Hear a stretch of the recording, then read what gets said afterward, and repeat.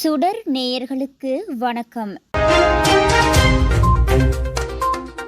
சிரியாவில் உள்ள அமெரிக்க ராணுவ தளம் மீது ஈரான் தாக்குதல் மேற்கொண்டுள்ளதாக ஈரானின் அரசு ஊடகம் செய்தி வெளியிட்டுள்ளது.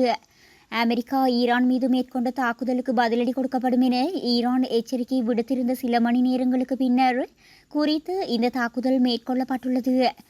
ஈரான் நாட்டின் அணுசக்தி நிலையங்கள் மீது அமெரிக்கா நேற்று முன்தினம் தான் தாக்குதல் மேற்கொண்ட நிலையில் நேற்றைய தினம் மீண்டும் போர்டோவில் உள்ள ஈரானின் நிலத்தடி யுரேனிய செறிவூட்டல் நிலையம் மீது இஸ்ரேல் தாக்குதல் மேற்கொண்டுள்ளதாக ஈரானிய அரசு தொலைக்காட்சி தெரிவித்துள்ளது.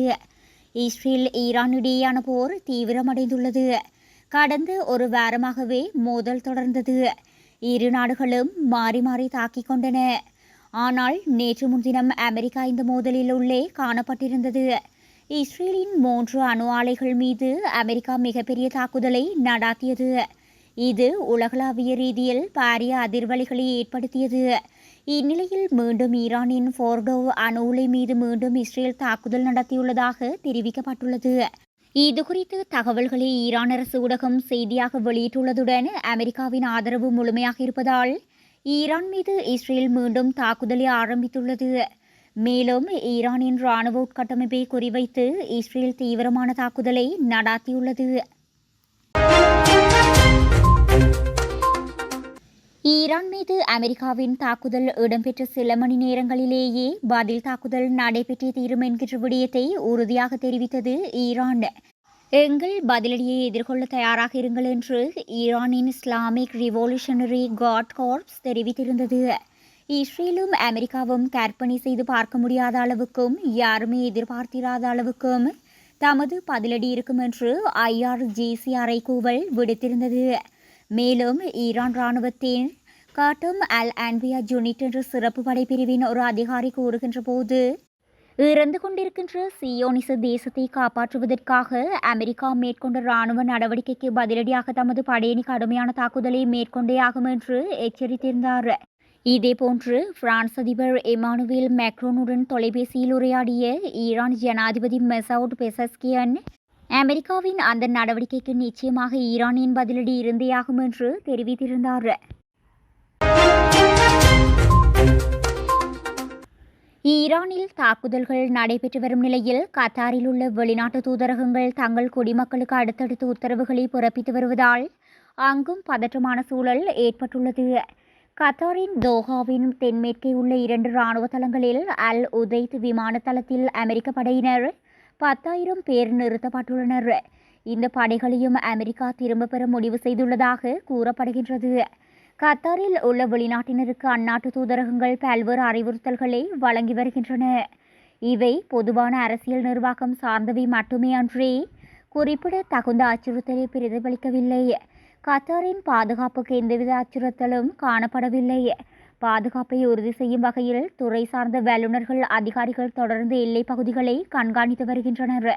இதனிடையே மறு அறிவிப்பு வரும் வரை கத்தாரில் உள்ள அமெரிக்க குடிமக்கள் தங்கள் இடங்களிலேயே தங்குமாறு அமெரிக்க தூதரகம் தரப்பில் கேட்டுக்கொள்ளப்பட்டுள்ளமை குறிப்பிடத்தக்கது. ஈரான் மீதான தாக்குதல் நடத்தியதற்காக சொந்த நாட்டிலேயே ஜனாதிபதி டிரம்புக்கு எதிர்ப்புகள் எழுந்து வருகின்றன. ஈரானுக்கு தொடர் எச்சரிக்கை விடுத்து வந்த அமெரிக்கா திடீரென நேற்று முன்தினம் 3 அணுசக்தி நிலையங்கள் மீது நேரடியாக தாக்குதல் நடாத்தியது. இதற்கு உலக அரங்கில் பல்வேறு நாடுகள் கண்டனம் தெரிவித்திருந்த நிலையில் தற்போது அமெரிக்க மக்களே போருக்கு எதிராக போராட்டத்தில் குதித்துள்ளனர்.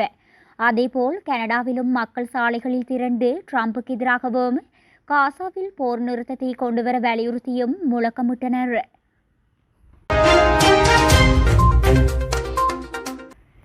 ஈரான் இஸ்ரேல் போர் அதியுச்சத்தை அடைந்துள்ள நிலையில் தற்போது பல ஹாலிவுட் படங்களில் நடப்பது போன்ற ஒரு சம்பவம் ஈரானிலும் அரங்கேறியுள்ளது.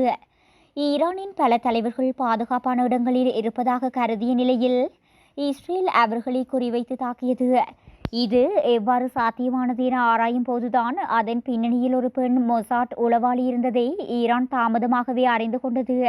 ஈரானுக்குள் நுழைந்து முக்கிய தலைவர்கள் உயர் அதிகாரிகளின் வீட்டுக்குள் நுழைந்த இஸ்ரேலின் பெண் உளவாளி பற்றிய தகவல்கள் தற்போது வெளியாகியுள்ளன. இஸ்ரேல் ஈரானிடையே ஏற்பட்டு வரும் போர்நிலை காரணமாக இரு நாடுகளுக்கும் இடையே நடந்த உலகை உலுக்கும் சம்பவங்கள் ஒவ்வொன்றாக வைரலாகி வருகின்றது. ஈரானின் அணு விஞ்ஞானி என கருதப்படும் மொஹ்சென் ஃபக்ரிசாதாவை இஸ்ரேலின் உளவு அமைப்பான மொசாட் எவ்வாறு ஏஐ ரோபோ உதவியுடன் படுகொலை செய்தது என்ற தகவல் வெளியாகியிருந்த நிலையில் நேற்றைய தினம் மொசாட்டின் அரக்கி என்று கூறப்படும் அளவுக்கு வேலை செய்த பெண் உளவாளி பற்றிய தகவல்கள் வெளியாகியிருக்கின்றது. ஷியா முஸ்லீமாக மதம் மாறும் கத்தாரின் ஈரான் உயர்மட்ட தலைவர்களின் குடும்ப பெண்களுடன் நெருங்கி பழகும் வாய்ப்பை ஏற்படுத்திக் கொள்கின்றார். உண்மையில் பிரான்ஸ் நாட்டைச் சேர்ந்தவராக கத்தாரின் மிகச்சிறப்பான பயிற்சி பெற்றவர் மட்டுமல்ல, பிறப்பிலேயே புத்திசாலித்தனமான அழகான தைரியமான பெண்ணாகவும் இருந்துள்ளார். அவரது புத்திசாலித்தனமும் அழகும் அனைவரையும் முட்டாளாக்குகின்றது. முதலில் முஸ்லிம் மதத்தின் மீது ஈடுபாடு கொண்டிருப்பதாக காட்டிக்கொள்கிறார். ஷியா மதத்திற்கு மாறுகிறார். பின்னர் உயர் தலைவர்களின் மனைவிகள் வரும் இடங்களுக்கு சென்று நட்பு பாராட்டி அவர்களது வீட்டுக்குள் விருந்தினராக நுழைவதுடன் முழு நம்பிக்கையையும் பெறுகின்றார். ஈரான் இஸ்ரேலிடையே பதற்றம் அதிகரித்து வரும் நிலையில் முக்கிய தலைவர்கள் பாதுகாப்பான இடங்களில் தங்க வைக்கப்படுகின்றனர். ஆனால் இஸ்ரேல் அவர்களை குறிவைத்து தாக்குகின்றது. அவர்கள் கொல்லப்படுகின்றனர்.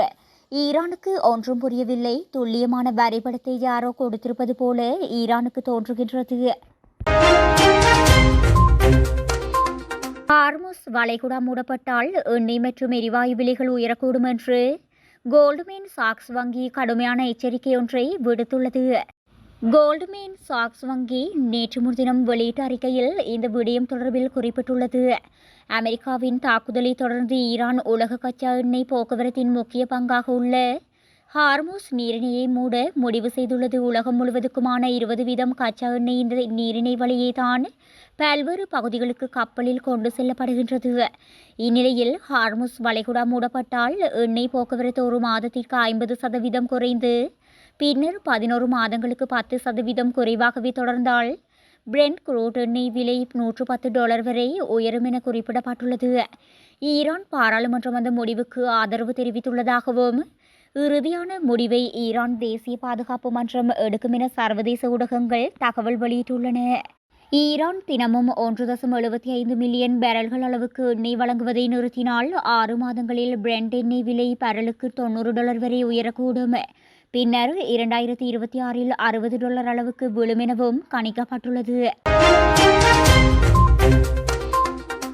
ஈரானின் ஃபோர்டோ அணுமின் நிலையத்தின் மீதான அமெரிக்க தாக்குதலின் ஆழமாக புதைக்கப்பட்ட தளமும் அது வைத்திருந்த யுரேனியம் செறிவூட்டும் மைய விளக்குகளும் கடுமையாக சேதமடைந்து அழைக்கப்பட்டிருக்கலாம் என்பதை செயற்கைக்கோள் படங்கள் சுட்டிக்காட்டுகின்றன. ஆனால் இது தொடர்பிலான உறுதிப்படுத்தல் எதனையும் அணு ஆயுத நிபுணர்கள் வெளியிடவில்லை. இதன்படி இவ்வாறான பதுங்குகுழியை உண்டாக்கும் குண்டுகள் மலைக்குள் ஊடுருவியதாக தோன்றுவதாகவும் 6 துளைகள் செயற்கைக்கோள் படங்கள் காட்டுகின்றன. பின்னர் நிலத்தடி அழிவை உறுதிப்படுத்த முடியவில்லை என்று செயற்கைக்கோள் படங்களில் நிபுணத்துவம் பெற்ற ஆராய்ச்சியாளர்கள் தெரிவிக்கின்றனர். அமெரிக்காவும் இஸ்ரேலும் தெஹ்ரானின் அணுசக்தி திட்டத்தை நிறுத்த விரும்புவதாக தெரிவித்துள்ளன.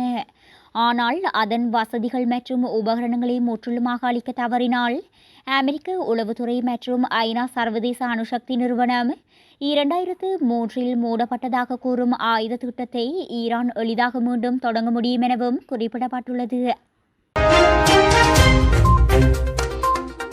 ஈரான் நாட்டில் 6 விமான நிலையங்களில் இஸ்ரேல் வான்வழி தாக்குதல் நடாத்தியுள்ளதாக சர்வதேச தகவல்கள் கூறுகின்றமை மத்திய கிழக்கில் போர் பதற்றத்தை அதிகரித்துள்ளது.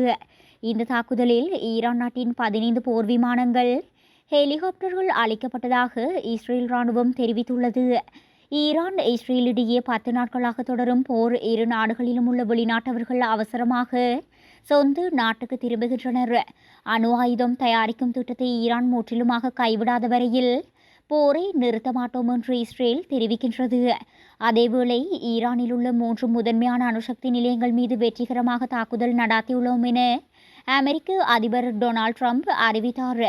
ஈரானில் இராணுவ நடவடிக்கைகள் தீவிரப்படுத்தப்பட்டுள்ளதுடன் இஸ்ரேல் அரசாங்கத்தின் பாதுகாப்பை உறுதி செய்ய தொடர்ந்து வான்வழி தாக்குதல் நடாத்தப்படும் எனவும் இஸ்ரேல் அதிகாரிகள் தெரிவித்துள்ளதாகவும் அந்த தகவல்கள் மேலும் தெரிவிக்கின்றன. இஸ்ரேலுடனான போரில் ஈரானுக்கு தேவையான உதவிகளை செய்வதாக புதின் தெரிவித்துள்ளார். ஈரானில் உள்ள 3 அணுசக்தி தளங்கள் மீது அமெரிக்கா மிகவும் வெற்றிகரமான தாக்குதலை நடாத்தியுள்ளதாக அதிபர் டொனால்ட் ட்ரம்ப் நேற்றைய தினம் தெரிவித்திருந்தார். அதேவேளையில் அமெரிக்காவிற்கு நிச்சயம் பதிலடி கொடுக்கப்படும் என ஈரானின் உச்ச தலைவர் அலி காமேனி தெரிவித்துள்ளார். ஈரான் தனது முக்கிய அணுசக்தி நிலையமான ஃபோர்டோ அணுசக்தி நிலையத்தை குண்டு துளைக்காத வகையில் மலைக்கு அடியில் கட்டமைத்திருந்தது. இந்நிலையில் இஸ்ரேல் நேற்றைய தினம் மீண்டும் ஃபோர்டோ அணுசக்தி நிலையம் மீது தாக்குதல் நடாத்தியுள்ளது. இந்நிலையில் ஈரான் வெளியுறவு அமைச்சர் ஷையாத் அப்பாஸ் அரக்சி ரஷ்யா சென்று ரஷ்ய அதிபர் புதினை சந்தித்து பேசியுள்ளார். இதனைத் தொடர்ந்து இஸ்ரேல் ஈரான் போரில் ஈரானுக்கு தேவையான உதவிகளை செய்து வருவதாக ரஷ்ய அதிபர் புதின் தெரிவித்துள்ளார். அதிக அணு ஆயுதங்களை வைத்துள்ள நாடான ரஷ்யா ஈரானுக்கு உதவி செய்வதாக அறிவித்துள்ளது கவனம் பெற்றுள்ளது. ஈரான் மீதான அமெரிக்க குண்டுவீச்சு நடவடிக்கையை அடுத்து மத்திய கிழக்கு முழுவதும் உள்ள பிரித்தானிய இராணுவ தளங்கள் அதிக எச்சரிக்கையுடன் உள்ளன என தகவல் வெளியாகியுள்ளது.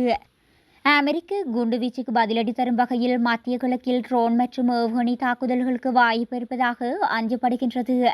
இதனிடையே வெளிநாடுகளில் பணியமர்த்தப்பட்டுள்ள பிரித்தானிய ஊழியர்களின் பாதுகாப்பு உயர்மட்டத்தில் இருப்பதாக பாதுகாப்பு செயலாளர் ஜான் ஹீலி நேற்று முன்தினம் இரவு எச்சரித்தார்.